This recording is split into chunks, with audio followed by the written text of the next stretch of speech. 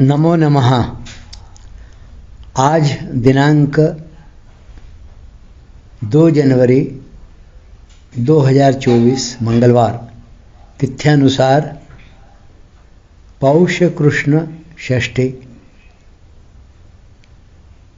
2080। सप्तम अध्याय का द्वितीय श्लोक का विवेचन श्रीमद् भगवद गीता के आज हम देखेंगे। पहले श्लोक में भगवान ने अर्जुन से कहा था कि तू मेरे समग्र रूप से जैसा जानेगा वैसा सुन। अब भगवान आगे के श्लोक में उसे सुनाने की प्रतिज्ञा करते हैं, मतलब भगवान सुनाते हैं। ज्ञानम तेहं सविज्ञानम इदं वक्ष्याम्यशेषतः यज्ञात्वा नेह भूयोऽन्यत् ज्ञातव्यमवशिष्यते। तेरे लिए मैं विज्ञान सहित ज्ञान संपूर्णता से कहूँगा, जिसको जानने के बाद फिर यहाँ कुछ भी जानना बाकी नहीं रहेगा, ऐसा कहकर भगवान बताते हैं। ज्ञानम तेहं सविज्ञानम इदं वक्ष्याम्य शेषतः। भगवान कहते हैं कि भैया अर्जुन, अब मैं विज्ञान सहित ज्ञान कहूँगा, तुम्हें कहूँगा और मैं खुद कहूँगा तथा संपूर्णता से कहूँगा, ऐसा भगवान कहते हैं। तो यह ज्ञान क्या होता है या विज्ञान क्या होता है, यह थोड़ा सा समझ लेते हैं। मैं विज्ञान सहित ज्ञान संपूर्णता से कहूँगा, इसमें विज्ञान ज्ञान का विशेषण है। यह जो वी लगा हुआ है विशेष रूप से, यह ज्ञान का विशेषण है। उस पर एम्फसाइज देने के लिए, जोर देने के लिए, या विशेषता से उस ज्ञान का उल्लेख करने के लिए, या विशेष प्रकार का ज्ञान है यह बताने के लिए विज्ञान शब्द का प्रयोग होता है। इसमें विज्ञान ज्ञान का विशेषण है। विशेषण विशेष की विशेषता बताने वाला होता है। इस दृष्टि से विशेष्य व्यापक हुआ और विशेषण व्याप्य हुआ, अर्थात ज्ञान विशेष्य बड़ा हुआ और विज्ञान विशेषण छोटा हुआ। परंतु विज्ञान ने ज्ञान की विशेषता बता दी, इस दृष्टि से विज्ञान बड़ा अर्थात श्रेष्ठ हुआ। यहाँ यह संसार भगवान से ही उत्पन्न होता है और भगवान में ही लीन होता है, ऐसा मानना ज्ञान है। फिर से पढ़ता हूँ। यहाँ यह संसार भगवान से ही उत्पन्न होता है और भगवान में ही लीन होता है, ऐसा मानना ज्ञान है। और सब कुछ भगवान ही है, भगवान ही सब कुछ बने हुए हैं, भगवान के सिवाय कुछ है ही नहीं, ऐसा अनुभव हो जाना विज्ञान है। इसमें ज्ञान सामान्य हुआ और विज्ञान विशेष हुआ। ऐसे तो हरेक आदमी हरेक गुरु से मेरे स्वरूप के बारे में सुनता है और उससे लाभ भी होता है, परंतु तुम्हें मैं स्वयं कह रहा हूँ। स्वयं कौन? जो समग्र परमात्मा है, वह मैं स्वयं मेरे स्वरूप का जैसा वर्णन कर सकता हूँ वैसा दूसरे नहीं कर सकते, क्योंकि वे तो सुनकर और अपनी बुद्धि के अनुसार विचार करके ही कहते हैं। क्या होता है, जैसे कोई वर्णन करता है तो वर्णन करने वाले का जो स्वयं का अनुभव है वह पूरा बुद्धि में नहीं आता। बुद्धि में जितना आता है उतना मन में नहीं आता, और जितना मन में आता है उतना कहने में नहीं आता। इस प्रकार जब उसका अपना अनुभव भी पूरा कहने में नहीं आता, अर्थात वह अपने अनुभव को भी पूरा प्रकट नहीं कर सकता, तो फिर वह भगवान की तरह कैसे कह सकता है। कबीर जी ने कहा है ना, गूंगे का गुड़ यदि गूंगे व्यक्ति ने गुड़ खाया और उसको कहा कि उसका वर्णन कर, क्या करेगा? बोल ही नहीं पाएगा। गूंगा के तो छोड़ दीजिए, अपने को भी यदि पूछ लिया कि गुड़ का स्वाद कैसा था, तो एक दो वाक्यों से ज़्यादा बता नहीं पाएगा। अनुभव कुछ और ही रहेगा और बोलना कुछ और ही रहेगा। वह बोलना अपने आप में असमर्थ है उस अनुभव को अभिव्यक्त करने के लिए। यह बात भगवान कह रहे हैं। उनकी बुद्धि समष्टि बुद्धि का एक छोटा सा अंश है। वह कितना जान सकती है? वे तो पहले अनजान होकर फिर जानकार बनते हैं। फिर मैं सदा अलुप्त ज्ञान हूँ। मेरे में अनजानपना न है, न कभी था, न होगा और न होना संभव ही है। इसलिए मैं तेरे लिए उस तत्व का वर्णन करूँगा जिसको जानने के बाद और कुछ जानना बाकी नहीं रहेगा। 10वें अध्याय के 16वें श्लोक में अर्जुन कहते हैं कि आप अपनी सबकी सब विभूतियों को कहने में समर्थ हैं। वक्तुमर्हस्य शेषेण दिव्या ह्यात्म विभूतयः। तो उसके उत्तर में भगवान कहते हैं कि मेरे विस्तार का अंत नहीं है, इसलिए प्रधानता से कहूँगा। प्राधान्यतः कुरु श्रेष्ठ नास्त्यंतो विस्तरस्य में। फिर अंत में कहते हैं कि मेरी विभूतियों का अंत नहीं है। नान्तोस्ति मम दिव्यानाम विभूतीनाम परंतप। यहाँ भगवान कहते हैं कि मैं विज्ञान सहित ज्ञान को संपूर्णता से कहूँगा, शेष नहीं रखूँगा, अशेषतः। इसका तात्पर्य यह समझना चाहिए कि मैं तत्व से कहूँगा। तत्व से कहने के बाद कहना, जानना कुछ भी बाकी नहीं रहेगा। 10वें अध्याय में विभूति और योग की बात आई कि भगवान की विभूतियों का और योग का अंत नहीं है। अभिप्राय है कि विभूतियों का अर्थात भगवान की जो अलग अलग शक्तियां हैं उनका, और भगवान के योग का अर्थात सामर्थ्य ऐश्वर्य का अंत नहीं आता। रामचरितमानस में कहा है, निर्गुण रूप सुलभ अति सगुण जान नहीं कोई, सुगम अगम नाना चरित सुनि मुनि मन भ्रम होई। तात्पर्य है कि सगुण भगवान का जो प्रभाव है, ऐश्वर्य है, उसका अंत नहीं आता। जब अंत ही नहीं आता तब उसको जानना मनुष्य की बुद्धि के बाहर की बात है। परंतु जो वास्तविक तत्व है उसको मनुष्य सुगमता से समझ सकता है। जैसे सोने के गहने कितने होते हैं, इसको मनुष्य नहीं जानता क्योंकि गहनों का अंत नहीं है। परंतु उन सब गहनों में तत्व से एक सोना ही है, इसको तो मनुष्य जान ही सकता है।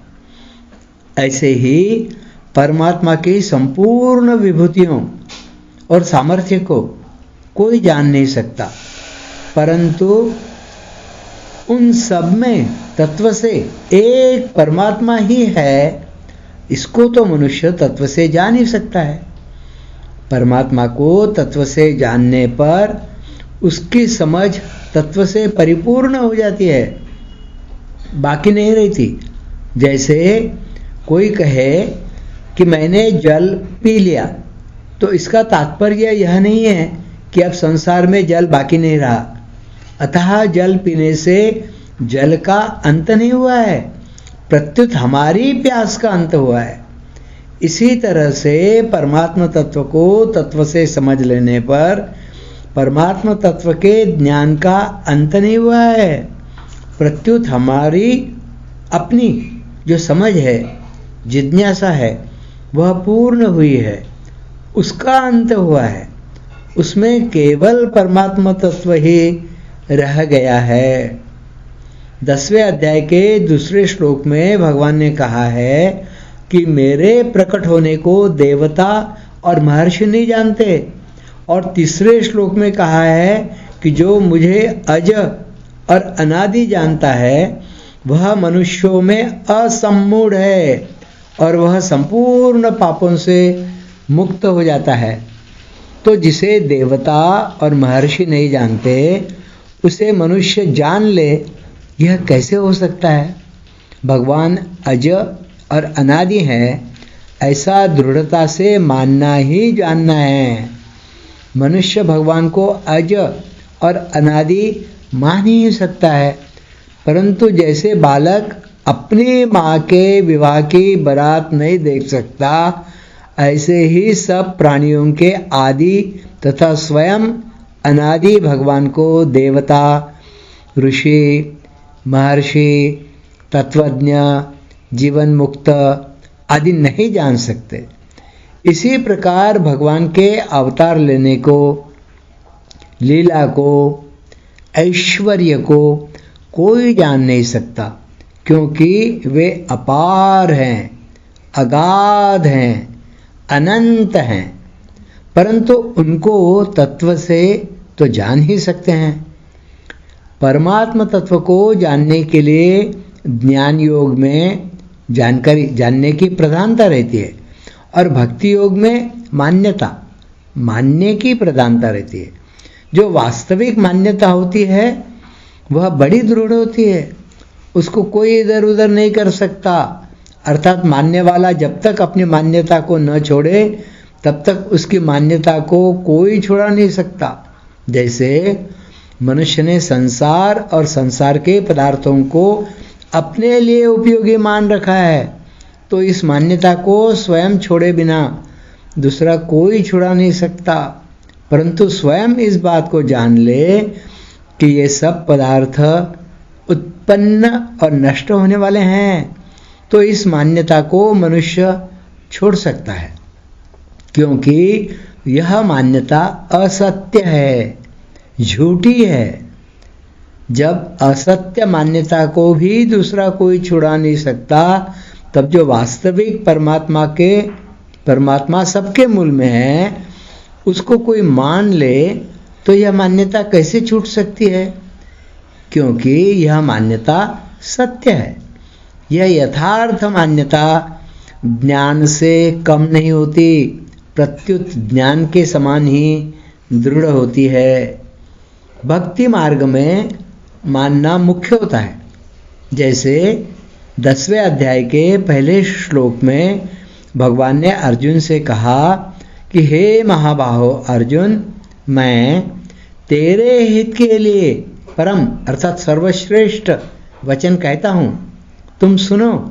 अर्थात तुम इस वचन को मान लो। वहाँ भक्ति का प्रकरण है, अतः वहाँ मानने की बात कहते हैं। ज्ञान मार्ग में जानना मुख्य होता है। जैसे 14वें अध्याय के पहले श्लोक में भगवान ने कहा कि मैं फिर ज्ञानों में उत्तम और सर्वोत्कृष्ट ज्ञान कहता हूँ, जिसको जानने से सबके सब मुनि परम सिद्धि को प्राप्त हुए हैं। वहाँ ज्ञान का प्रकरण है, अतः वहाँ जानने की बात कहते हैं। भक्ति मार्ग में मनुष्य मान करके जान लेता है और ज्ञान मार्ग में जान करके मान लेता है। अतः पूर्ण होने पर दोनों की एकता हो जाती है। ज्ञान और विज्ञान संबंधी विशेष बात, संसार भगवान से ही पैदा होता है और उनमें ही लीन होता है, इसलिए भगवान इस संसार के महाकारण हैं, ऐसा मानना ज्ञान है। भगवान के सिवाय और कोई चीज है ही नहीं, सब कुछ भगवान ही है, स्वयं भगवान ही सब कुछ बने हुए हैं, ऐसा अनुभव हो जाना विज्ञान है, अर्थात विशेष ज्ञान है। अपरा और परा प्रकृति मेरी है, इनके संयोग से संपूर्ण प्राणियों की उत्पत्ति होती है और मैं इस संपूर्ण जगत का महाकारण हूँ, ऐसा कहकर भगवान ने ज्ञान बताया। मेरे सिवाय अन्य कोई है ही नहीं, सूत के धागे में उसी सूत की बनी हुई मणियों की तरह सब कुछ मेरे में ही ओतप्रोत है। ऐसा कहकर भगवान ने विज्ञान बताया। यह भगवत गीता के 7वें अध्याय के 4 से 6, 4 से और 7वें श्लोक में आया हुआ है। जल में रस, चंद्र सूर्य में प्रभा मैं हूँ इत्यादि संपूर्ण भूतों का सनातन बीज मैं हूँ। सात्विक, राजस और तामस भाव मेरे से ही होते हैं। ऐसा कहकर ज्ञान बताया। ये मेरे में और मैं इनमें नहीं हूँ, अर्थात सब कुछ मैं ही मैं हूँ, क्योंकि इनकी स्वतंत्र सत्ता नहीं है। ऐसा कहकर विज्ञान बताया। जो मेरे सिवाय गुणों की अलग सत्ता मान लेता है वह मोहित हो जाता है, परंतु जो गुणों से मोहित न होकर, अर्थात ये गुण भगवान से ही होते हैं और भगवान में ही लीन होते हैं, ऐसा मानकर मेरे शरण होता है, वह गुणमयी माया को तर जाता है। ऐसे मेरे शरण होने वाले 4 प्रकार के भक्त होते हैं। अर्थार्थी, आर्त, जिज्ञासु और ज्ञानी अर्थात प्रेमी। अर्थार्थी, आर्त, जिज्ञासु और ज्ञानी अर्थात प्रेमी, ऐसे 4 प्रकार के भक्त होते हैं, ऐसा भगवान कहते हैं। ये सभी उदार हैं, पर ज्ञानी अर्थात प्रेमी मेरे को अत्यंत प्रिय है और मेरी आत्मा ही है, ऐसा भगवान कहते हैं। ऐसा कहकर ज्ञान बताया। जिसको सब कुछ वासुदेव ही है ऐसा अनुभव हो जाता है, वह महात्मा अत्यंत दुर्लभ है। इसी 7वें अध्याय के 19वें श्लोक में बात आई। ऐसा कहकर विज्ञान बताया। क्या ये सभी कौन? अर्थार्थी, आर्त, जिज्ञासु और ज्ञानी, ये सभी उदार है, पर ज्ञानी अर्थात प्रेमी मेरे को अत्यंत प्रिय है और मेरी आत्मा ही है, ऐसा कहकर ज्ञान बताया। जिसको सब कुछ वासुदेव ही है ऐसा अनुभव हो जाता है, वह महात्मा अत्यंत दुर्लभ है, ऐसा कहकर भगवान ने विज्ञान बताया, विशेष ज्ञान बताया। मेरे को न मानकर जो कामनाओं के कारण देवताओं के शरण हो जाते हैं, उनको अंत वाला फल अर्थात जन्म और मरण मिलता है, और जो मेरे शरण हो जाते हैं उनको मैं मिल जाता हूँ।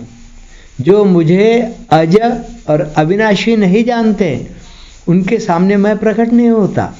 मैं भूत, भविष्य और वर्तमान तीनों कालों को और उनमें रहने वाले संपूर्ण प्राणियों को जानता हूँ, पर मेरे को कोई नहीं जानता। जो द्वंद्व मोह से मोहित हो जाते हैं, वे बार बार जन्म मरण को प्राप्त होते हैं। जो एक निश्चय करके मेरे भजन में लग जाते हैं, उनके पाप नष्ट हो जाते हैं तथा वे निर्द्वंद्व हो जाते हैं, ऐसा कहकर ज्ञान बताया। जो मेरा आश्रय लेते हैं वे ब्रह्म, अध्यात्म, कर्म, अधिभूत, अधिदैव और अधियज्ञ को जान जाते हैं, अर्थात चर व अचर सब कुछ मैं ही हूँ, ऐसा उनको अनुभव हो जाता है। ऐसा कहकर भगवान ने विज्ञान बताया। यज्ञात्वा नेह भूयोन्यत ज्ञातव्यमवशिष्यते। विज्ञान सहित ज्ञान को जानने के बाद जानना बाकी नहीं रहता। तात्पर्य है कि मेरे सिवाय संसार का मूल दूसरा कोई नहीं है, केवल मैं ही हूँ। मत्तः परंतप मत्तः परतरम नान्यत किंचिदस्ति धनंजय। और तत्व से सब कुछ वासुदेव ही है, वासुदेवः सर्वम, और कोई है ही नहीं, ऐसा जान लेगा तो जानना बाकी कैसे रहेगा, क्योंकि इसके सिवाय दूसरा कुछ जानने योग्य है ही नहीं। यदि एक परमात्मा को न जानकर संसार की बहुत सी विद्याओं को जान भी लिया तो वास्तव में कुछ नहीं जाना है, कोरा परिश्रम ही क्या है। जानना कुछ बाकी नहीं रहता। इसका तात्पर्य है कि इंद्रियों से, मन से, बुद्धि से जो परमात्मा को जानता है वह वास्तव में पूर्ण जानना नहीं है, कारण कि ये इंद्रियां, मन और बुद्धि प्राकृत है, इसलिए ये प्रकृति से अतीत तत्व को नहीं जान सकते। स्वयं जब परमात्मा के शरण हो जाता है तब स्वयं ही परमात्मा को जानता है, इसलिए परमात्मा को स्वयं से ही जाना जा सकता है, मन व बुद्धि आदि से नहीं। आज यही रुकते हैं।